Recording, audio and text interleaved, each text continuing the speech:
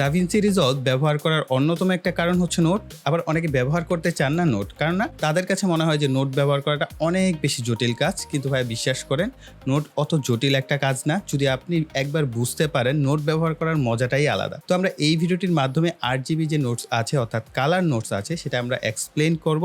Easily আপনি ব্যবহার করতে পারেন। আসলে অনেকে নোটস দেখে ভয় পায়, আসলে নোটস কোনো কঠিন কাজ না। যদি আপনি বুঝতে পারেন তাহলে খুবই সিম্পল। অ্যাডোবি প্রিমিয়ার প্রোতে যেরকম লেয়ার ব্যবহার করা হয়, দাভিন্সি রিজলভে ঠিক সেম ভাবে হচ্ছে এইখানে বিভিন্ন ধরনের নোট ব্যবহার করা হয়। তো আমি এই বিষয়টাকে বোঝার জন্য আপনাদেরকে একটু সহজভাবে এক্সপ্লেন করে দিচ্ছি। ধরেন আমরা যদি ফটোশপ ব্যবহার করি, পাশাপাশি আমার ফটোশপ সফটওয়্যারটাকে খুলছি, এখান থেকে আমি জাস্ট একটা থাম্বনেল ওপেন করছি। তো এই থাম্বনেলে দেখেন আমরা এক জায়গায় কিন্তু একটা জিনিস ব্যবহার করেছি। যদি আমি এখানে কালার কারেকশন করা হতো, ধরেন আমরা এখান থেকে একটা অপশন নিলাম ভাইব্রেন্স বাড়াবো। তো ভাইব্রেন্স যখন আমরা বাড়িয়েছি, আমাদের দেখেন আরেকটা লেয়ার প্যানেলে কিন্তু আরেকটা নতুন লেয়ার তৈরি হয়েছে, এবং এই লেয়ারটা সিলেক্ট থাকা অবস্থায় আমরা যদি ভাইব্রেন্সের পরিমাণ বাড়াই, তাহলে দেখবেন আমাদের পিকচারে কিন্তু ভাইব্রেন্সের পরিমাণ তো এটা বাড়ছে না। এটার কারণ হচ্ছে আমি এটাকে আরো উপরের দিকে দিচ্ছি লেয়ারটা।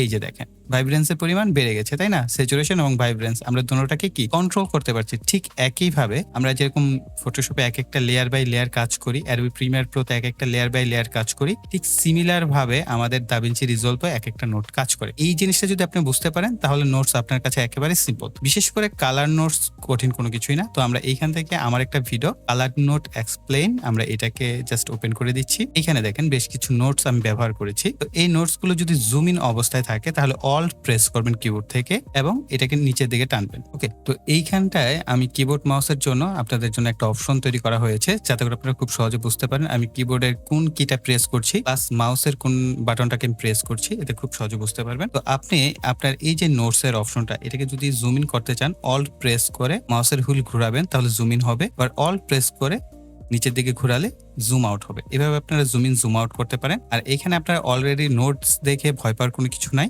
তো এই নোটস গুলোর কিন্তু একটা নাম এখানে দেওয়া হয়েছে। এটা কেন আপনাদের এক্সপ্লেন করে সহজে বোঝানোর জন্য এই জিনিসগুলোকে তৈরি করা হয়েছে। তো দেখেন প্রথমে ট্রান্সফর্ম ব্যবহার করা হয়েছে, এরপরে কোয়ালিফায়ার ব্যবহার করা হয়েছে, এরপরে প্রাইমারি ব্যালেন্স করা হয়েছে, কার্ভস ব্যবহার করা হয়েছে, এরপর ব্যালেন্স করা হয়েছে, এরপরে হচ্ছে আমরা এসডিআর এর কিছু কাজ করেছি, আবার এখানেও এসডিআর এর কাজ করা হয়েছে। তো এই ভিডিওটার যে সমস্ত কাজ করা হয়েছে সেগুলো কিন্তু পুরোটা নোট বেসিস কাজ করা হয়েছে। আর এইখানে যে নোটগুলো ব্যবহার করা হয়েছে এগুলোকে বলা হচ্ছে সিরিয়াল নোট। তো আমরা এই প্রত্যেকটা নোট এখন ডিলিট করে দিচ্ছি। তাহলে দেখতে পাবেন আমাদের ভিডিওটা পূর্বে এরকম একটা অবস্থান ছিল। এটা সোনি জিবি E10 S-Log2 তে হচ্ছে রেকর্ড করা, এই কারণে ভিডিও ফুটেজটা এরকম ফ্ল্যাট প্রোফাইল দেখা যাচ্ছে। তো এটাকে যখন আমরা কালার কারেকশন করি, যেটা আপনারা পূর্বে দেখতে পেরেছিলেন যে কালার কারেকশন করার পর এরকম হয়েছে। তো অনেকে এই নোটটা বুঝে না বিধায় কিন্তু তাদের কাছে মনে হয় যে দাভিন্সি রিজলভ অনেক কঠিন কিছু, বাস্তবিক অর্থে তেমন কোনো কিছুই না। তো আপনি যখনই এখানে নতুন করে আসবেন, ধরেন আমরা এখানে মিডিয়া বা কার্ট অপশনে মিডিয়া অপশনে আসি, হ্যাঁ আমাদের এখানে আমরা কোনো একটা মিডিয়া ইনপুট করেছি, এডিটে যাব, এডিটে যাওয়ার পর আমাদের এখানে এটা আসবে। এরপর আমরা এখান থেকে নিচের দিকে দেখবেন এই যে প্যানেলগুলো কিন্তু সুইচ করছি এখান থেকে, আর নিচে থেকে কালারে যখন আমরা সুইচ করব, তখন এইখানে আপনার বাই ডিফল্ট কিন্তু একটা নোটস থাকবে। তো আমাদের এই নোট সবগুলোকে আমি যেহেতু ডিলিট করে দিয়েছি, এখানে কিন্তু কোনো নোট নাই। এই ক্ষেত্রে আমরা অল্ট এবং এস যখন প্রেস করব, আমাদের অটোমেটিকলি একটা নোট তৈরি হবে, এবং নোটে আপনারা দেখতে পাচ্ছেন দুইটা ওয়্যার গেছে, একটা ওয়্যার এই একটা ওয়্যার। তো এই ওয়্যারগুলোতে আপনি যদি এই যে মাউস রাখেন, তাহলে ব্লু কালার রং হচ্ছে, এটাকে প্রেস করলে এটা কেটে যাচ্ছে। পয়েন্ট থেকে মাউস লেফট বাটন চেপে ধরে আপনি যখন এই গ্রিন কালার 8GB তে যদি ছেড়ে দেন, তাহলে এটা আবার কানেক্টেড হয়ে যাচ্ছে, আবার ক্লিক করবেন কেটে যাবে, ওকে, অর্থাৎ ডিলিট হয়ে যাবে। আর এটা হচ্ছে আলফা চ্যানেল নিয়ে যখন আপনি কাজ করবেন, আলফা চ্যানেল নিয়ে আমরা পরবর্তীতে আলোচনা করব, এই ভিডিওতে আলোচনার কোনো কিছু নাই। আমরা 8GB নিয়ে আলোচনা করছি। আমরা 8GB কার্ভ আমরা এইখানে সিলেক্ট করলাম, ওকে। এখন ধরেন আপনার আরো একটা নোটের প্রয়োজন, একটা নোটের পর আপনি আরেকটা নোট কিভাবে নেবেন, আবার অল্ট এস প্রেস করবেন, এটাকে বলা হয় সিরিয়াল নোট। আমরা আরো একটা সিরিয়াল নোট নিলাম। এরকম ভাবে আপনার যেই কটা নোট আপনি চাইলে প্রথমে নিতে পারেন, অথবা কাজ করতে করতে আপনি নোট অ্যাড করবেন। যে কাজটা আমি করি, কাজ করতে করতে নোট এখানে অ্যাড করা হয়ে থাকে। আর এইখানে আপনি ওয়ার্ড স্পেসে দেখতে পাচ্ছেন আমার যথেষ্ট পরিমাণ স্পেস আছে, কিন্তু আপনার হয়তো এরকম স্পেস নাও থাকতে পারে। সেই ক্ষেত্রে আপনি এই উপরের দিকে দেখবেন এই গ্যালারি অপশন ওপেন করা, লার্টস ওপেন করা, হ্যাঁ মিডিয়া পুল ওপেন করা, ক্লিপ ওপেন করা, সমস্ত বিষয় যখন আপনার ওপেন করা থাকবে, এই যে আপনার স্পেসটা কিন্তু কমে আসছে। এক এক কাজের সময় এক এক ভাবে হচ্ছে আমার এই যে উইন্ডোটা আছে, এটাকে অ্যারেঞ্জমেন্ট করে নিই। আপনি আপনার কাজ অনুযায়ী অ্যানাউন্সমেন্টটা করে নেবেন, ওকে। এই পাশে উপরের দিকে দেখতে পাবেন বেশ কিছু ইম্পর্টেন্ট বিষয় নোটস রয়েছে।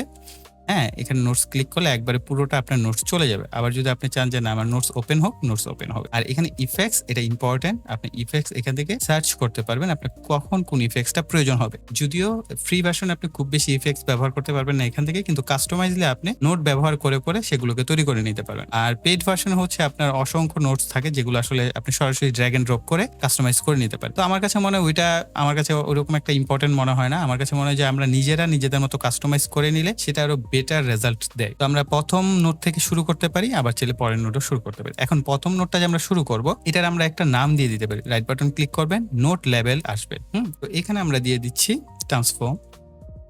এখন ধরেন এই ট্রান্সফর্ম নোডের কাজ যেটা হবে সেটা হচ্ছে, আমি যেহেতু এইখানে অ্যাসলক 2 তে ভিডিওটাকে রেকর্ড করেছি, যদি আপনি অ্যাসলক 3 তে ভিডিও রেকর্ড করেন তাহলে এখানে আপনার সেই অ্যাসলক 3 টাকে বুঝিয়ে দিতে হবে যে আমি আমার ক্যামেরায় এইভাবে ফুটেজটা রেকর্ড করেছি, এই সেটিংস আছে, তুমি এই সেটিংস নাও। তখন দাভিন্সি রিজলভ নিজে থেকেই একটা কালার প্রোফাইল তৈরি করে দিবে। এতে করে আপনার ভিডিও এডিটিংটা আরো বেশি সুন্দর হবে, কালার কারেকশনটা আরো পারফেক্ট হবে। ওকে, আর যদি আপনি আপনার স্মার্টফোন থেকে রেকর্ড করেন তাহলে আপনার এই অপশনটার প্রয়োজন নেই, অর্থাৎ এই ট্রান্সফর্ম অপশনটার প্রয়োজন। তো আমরা সার্চ বারে আসবো, এখানে এসে আমরা সার্চ করব কালার স্পেস ট্রান্সফর্ম। এই যে দেখেন 2 নাম্বারটা কালার স্পেস ট্রান্সফর্ম। আমরা এটাকে জাস্ট টেনে ধরে এই ট্রান্সফর্মের উপর ছেড়ে দিব। ছাড়ার পর এখানে দেখতে পাচ্ছেন কালার স্পেস ট্রান্সফর্ম। তো আমরা এইখানে হচ্ছে আরো বেশ কিছু অপশন পাচ্ছি, আমরা এইখান থেকে সেগুলোকে সিলেক্ট করে দিব। ওকে, তো আমি আমার যে প্রোফাইলটা আছে সেটা দিয়ে দিচ্ছি। ভিডিওটা কিন্তু শুধুমাত্র নোট এক্সপ্লেন হচ্ছে না, আপনাদের যে ভিডিওর কালার কারেকশন করা হয় সেটার একটা বেসিক ধারণা আপনারা এখানে পেয়ে যাবেন। ওকে, আর ইনপুট গামা আমরা এখানে দিব সোনি অ্যাসলক 2। এই যে অ্যাসলক 2 দেখতে পাচ্ছেন, এই যে অলরেডি আমাদের কালারের একটা প্যাটার্ন চলে আসছে। আউটপুট কালার স্পেক আমরা আবারও এখানে দিব র্যাক 709। এই আউটপুট গামা যেটা আছে এটা আমি গামা 2.4 ব্যবহার করি। তো এই যে দেখেন মোটামুটি আমার ভিডিওর একটা কালার লুক চলে আসছে। বিষয় দেখেন, আমরা এই ট্রান্সফর্ম নোডের মধ্যেই চাইলে এখন আরো বেশ কিছু কাজ করতে পারি, কার্ভস অ্যাড করতে পারি, ভাইব্রেন্স অ্যাড করতে পারি, সমস্ত কিছু কিন্তু এখানে অ্যাড করা যাবে। কিন্তু আপনার যেটা প্রফেশনাল লুক সেটা কখনোই আসবে না। এই কারণে নোট ব্যবহার করার নিয়ম হচ্ছে প্রত্যেকটা ওয়ার্কের জন্য স্পেসিফিক ভাবে আলাদা আলাদা নোট ব্যবহার করা। এতে আপনার এই জিনিসটা খুব সুন্দরভাবে ব্ল্যান্ড হয়, কালার কারেকশন বা কালারের যে আউটপুটটা সেটা খুব সুন্দর পাওয়া যায় এবং প্রফেশনাল লুকটা খুব ইজিলি তৈরি হয়। এই ধরেন আমরা আরো একটা সিরিয়াল নোট নিলাম। এখন এই সিরিয়াল নোট নেওয়ার পর আমরা এর আগের ভিডিওতে শিখেছি, তো আমরা এখান থেকে স্লাইসার সাধারণত ফটোশপে বলা হয়, আর এখানে বলা হয় কোয়ালিফায়ার। তো এই কোয়ালিফায়ারটা সিলেক্ট করে আমরা পরবর্তী নোটে এটা সিলেক্ট করে দিলাম। আমরা এইখান থেকে এটাকে অ্যাক্টিভ করে দেবো হাইলাইট। তো আমরা ফেসটাকে আরেকটু ড্র্যাগ করব, তাহলে আমাদের ফেসটাকে আমরা এখান থেকে চাইলে স্মুথ করতে পারবো।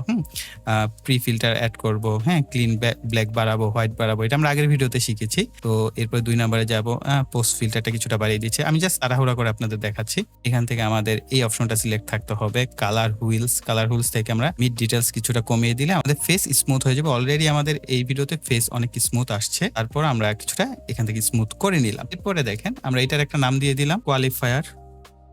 আপনি আপনার মতো যে কোনো নাম দিতে পারেন, কোনো অসুবিধা নেই। এখন আমরা আরেকটা নোট নিব, অল প্লাস এস প্রেস করে। তো এই যে সিরিয়াল নোট, আপনি এই সিরিয়াল নোট দিয়েই প্রায় 90% কালার কারেকশন, কালার গ্রেডিং এই সমস্ত কাজ করে ফেলতে পারবেন। এর থেকে যখন আপনার মনে হবে যে না দুইটা সেক্টর ব্লেন্ড করার প্রয়োজন, অনেক ক্ষেত্রে আমরা ফটোশপে ব্লেন্ডিং মোড ব্যবহার করি, এরকম দুইটা জিনিস আমাদের একত্রে কাজ করানোর প্রয়োজন, সেই ক্ষেত্রে আপনি প্যারালাল নোট ব্যবহার করবেন। প্যারালাল নোট কিভাবে ব্যবহার করবেন, এই নোটটা সিলেক্ট করছেন, এখন এই নোডের প্যারালালে ব্যবহার করবেন নাকি এই নোডের, যে নোডের প্যারালালে ব্যবহার করবেন সেই নোটটা সিলেক্ট করবেন, অল্ট এবং পি একত্রে প্রেস করবেন, তাহলে দেখবেন এইখান থেকে একটা প্যারালাল নোট তৈরি হবে। আর এই দুইটা নোটকে একত্রে মার্চ করার জন্য এখানে একটা মার্চ নোট কিন্তু তৈরি হয়ে যাবে, অর্থাৎ এই দুইটার কম্বিনেশনে আপনার এখানে আউটপুটটা আসবে।